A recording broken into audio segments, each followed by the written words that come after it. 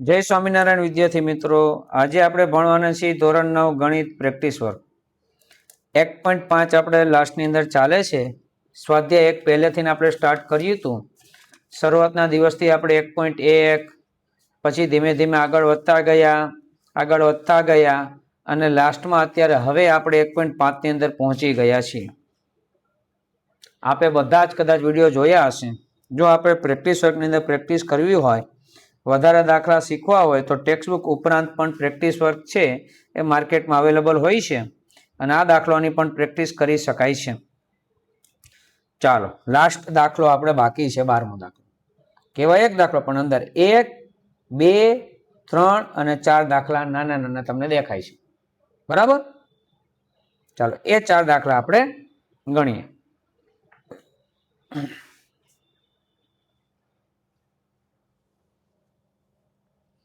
દાખલા નંબર 12, એનો દાખલો પહેલો.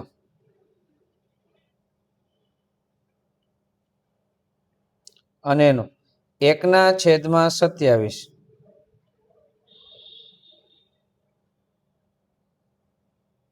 અને એની છે -2/3.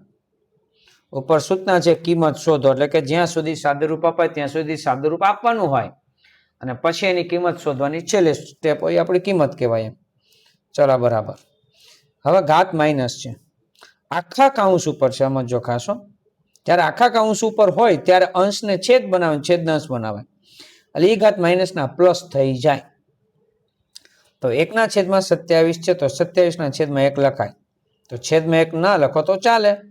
તો હવે ઘાત પ્લસ થઈ ગઈ, 2/3. હવે 27 છે. આપણે અનેક વખત કીધું છે, મોટે ભાગે આવી અપૂર્ણાંક ઘાત હોય ને ત્યારે જે છેદમાં છે ને એ મોટે ભાગે ઉડતું હોય, મોટે ભાગે એવું હોય, ક્યારેક ના પણ હોય. 3 છે તો અહીં કોની 3 ઘાત કરું? તો કે 3/3 ઘાત સાહેબ. તો કે હા કરો, 3/3 ઘાત. આખા કૌંસ ઉપર ઘાત તો છે 2/3.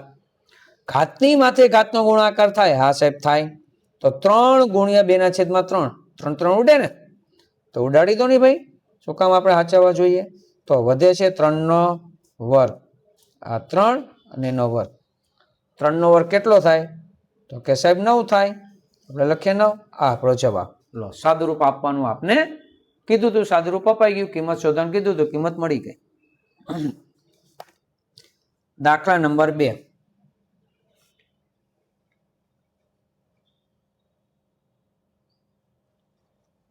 બીજો દાખલો છે, રકમ 64 એની -1/3. આવું છે. પછી કાઉન્સમાં છે, પાછું કાઉન્સમાં શું છે?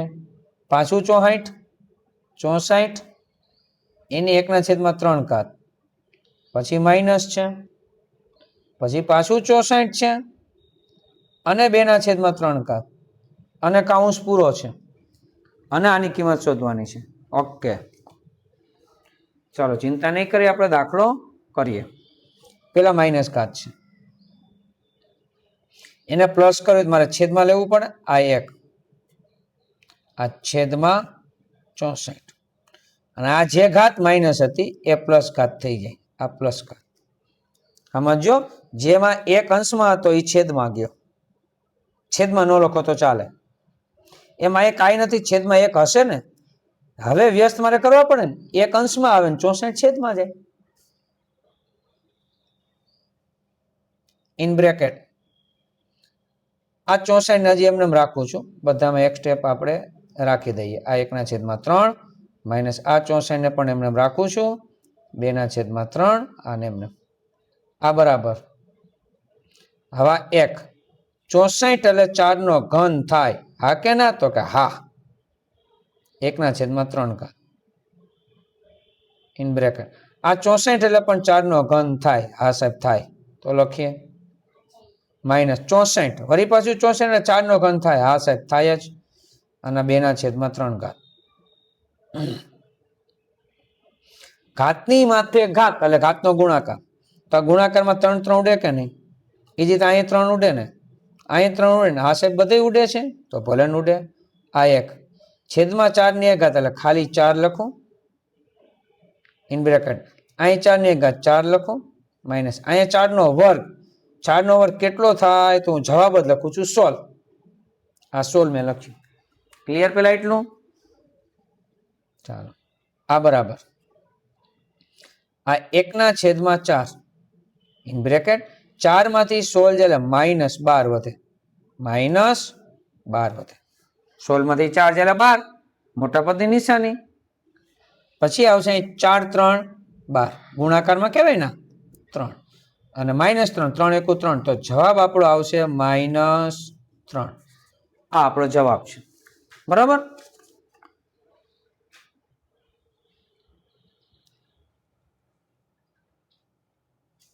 હવે એમાં દાખલો છે ત્રીજો 12મા દાખલાનો દાખલા નંબર 3 છે એની રકમ હું લખું છું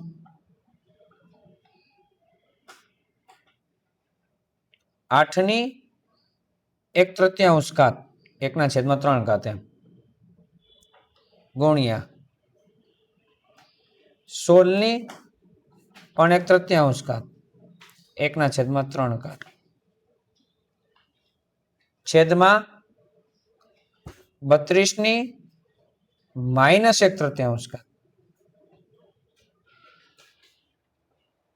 બરાબર ચાલો હવે આ બરાબર 8 એટલે 2 નો ઘન લખી શકાય હા કે ના હા સાહેબ તો આ લખ્યો એની 1 ના છેદમાં 3 ઘાત છે જ એને એમને રાખીએ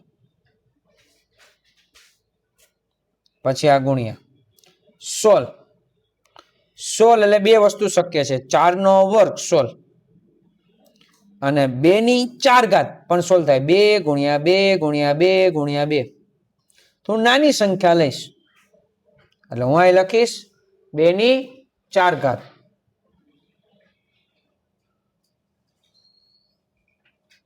અને એની 1 ના છેદમાં 3 ઘાત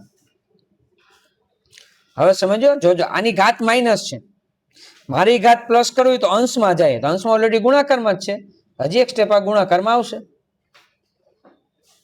પણ 32 એટલે 2 ની 5 ઘાત લખાય 2 ની 5 ઘાત એટલે 32 2 ગુણ્યા 2 ગુણ્યા 2 ગુણ્યા 2 ગુણ્યા 2 એટલે 32 થાય અને અંશમાં લીધા એટલે ઘાત કેવી થશે તો કે પ્લસ તો આ પ્લસ 1 ના છેદમાં 3 પેલો સ્ટેપ ક્લિયર હવે આગળ વધીએ ઘાતની માથે ઘાત એટલે ઘાતનો ગુણાકાર 3 ઉડે છે એટલે ઉડાડ બગડો એક હોય તો કાંઈ નથી પણ 1 ઘાત અહીં લખું છું તમને સમજાય એટલા માટે આ ગુણ્યા અહીં ઉડતું નથી તો આ 4 અંશમાં કહેવાય અંશનો ગુણાકાર ઘાતમાં અંશ આવે 4 એકુ 4 છેદમાં 3 4 છેદમાં 3 ગુણ્યા એ બગડો તો લખવાનો જ એ તો હા આધાર લખતા ભૂલાઈ જાય છે આ 2 5 એકુ 5 છેદમાં 3 એટલે 5 ના છેદમાં 3 હવે આધાર સરખો થઈ ગયો 2 2 2 તો ઘાતનો શું થાય તો કે સરવાળો આ 2 ઘાતનો સરવાળો એટલે અહીંયા 1 પ્લસ 4 ના છેદમાં 3 પ્લસ 5 ના છેદમાં 3 હવે ફક્ત ઘાતનું આપણે સાદુરૂપ આપીશું એટલે શું જોજા બરાબર આ 2 આનો લસા લઈએ લસા કેટલો આવશે મિત્રો તો કે 3 હવે આના છેદમાં કાંઈ નથી ને આપણે 3 મૂક્યા છે એને લસા કહેવાય તો છેદમાં 3 મૂક્યા છે તો અંશમાં 3 વડે ગુણવા પડે 3 એકુ 3 આના છેદમાં 3 છે જ તો કઈ નવું ન કર્યું અંશમાં નવું નહીં કરવાનું અહીંયા 3 છે કઈ નવું નથી તો અંશમાં નવું નહીં એટલે 5 હવે બરાબર 2 5 ને 4 9 10 11 12 છેદમાં 3 હવે છેદ ઉડે ઉડાડવાના 3 4 12 એટલે 2 ની કેટલી ઘાત તો કે 4 ઘાત 2 ની 4 ઘાત 2 ની 4 ઘાત કેટલી થાય તો કે 2 ની 4 ઘાત સાહેબ 16 થાય આ તો લખો ની ભાઈ 2 2 4, 4 2 8, 8 2 16, 2 ની 4 ઘાત, 2 4 વખત 16 જવાબ આવે. આ આપણું સાદું. ક્લિયર? દાખલો સમજાઈ ગયો હશે? થમ્સ અપ એની નિશાની આપો. હવે દાખલા નંબર 4.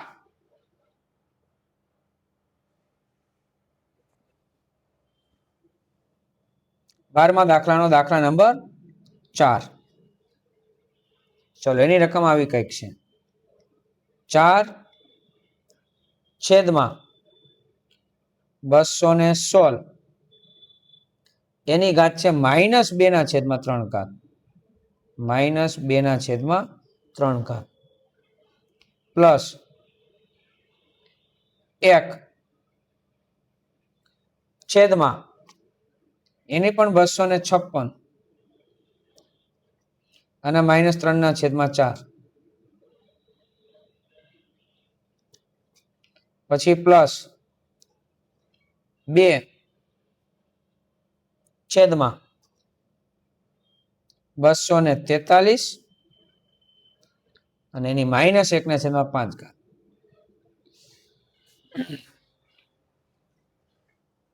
ચલો બધી જગ્યાએ માઇનસ ઘાત છે, ચિંતા નહીં કરીએ, આપણે એને પ્લસમાં ફેરવતા શીખીશું. બરાબર. હવે આ 4 છે પેલા એ 4 ને એમને લખી નાખી. આ 4 આ ઘાત માઇનસ છે, એને પ્લસ કર્યું મારે શું કરવું પડે? અંશમાં લેવું પડે. બરાબર. નંબર 2 બીજું શું છે? અંશમાં લઈ ગુણાકારમાં લેવું પડે. બીજું છે અહીં 216. હવે 216 છે તો 216 ની કેટલી ઘાત કરું હું? તો મને ખબર છે કે ભાઈ 5 નો ઘન 125 થાય, 6 નો ઘન 216 થાય. તો હું ગુણ્યા 6 નો ઘન કરીશ. આ 6 નો ઘન અને અંશમાં લીધા છે એટલે ઘાત કેવી થાય? પ્લસ. તો કે 2 ના છેદમાં 3 ઘાત. અહીંયા બરાબર કરીશ, સ્ટેપ ઉપર લખ્યું છે સેજ. ચલો આ પ્લસ લાઈન બ્રેકેટ આને પૂરું કૌંસની અંદર. તો અહીં કૌંસ કરવો પડશે આપણે. 1 છેદમાં અંશમાં ઘાત પ્લસ થશે. હવે 256 છે, 256 છે એની કેટલી ઘાત થાય? 256 છે, 16 નો સ્ક્વેર 256 થાય. પણ મારા ચોગડો ઉડાડો છે, એવું પણ શક્ય છે. હા સાહેબ, એવું પણ શક્ય છે. 4 ની 4 ઘાત, 4 ની 4 ઘાત, ચોકો ચોકો 16, 16 ચોકો 64, 64 ચોકો 256. હવે અંશમાં લખ્યું છે ગુણ્યા કરીને, તો હું 3 ના છેદમાં 4 એની ઘાત કરીશ. આ 3 ના છેદમાં 4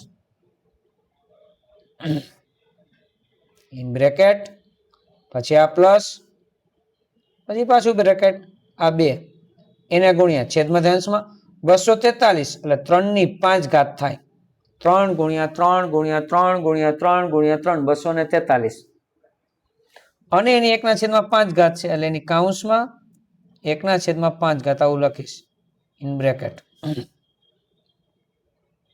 ચલો 4 એમને ગુણ્યા ઘાતની માથે ઘાત એટલે ઘાતનો ગુણાકાર હાસેબ થાય તો 3 અને 3 ઉડે તો વધશે શું? તો કે સાહેબ 6 નો વર્ગ વધે. આ લખ્યો ઇન બ્રેકેટ પ્લસ. હવે 1 આરે ગુણાકારમાં છે તો 1 ના લખો તો હવે ચાલે. ઘાતની માથે ઘાત, ઘાતનો ગુણાકાર, આ 4 4 ઉડી જાય તો વધશે શું? તો કે 4 નો ઘન વધશે સાહેબ.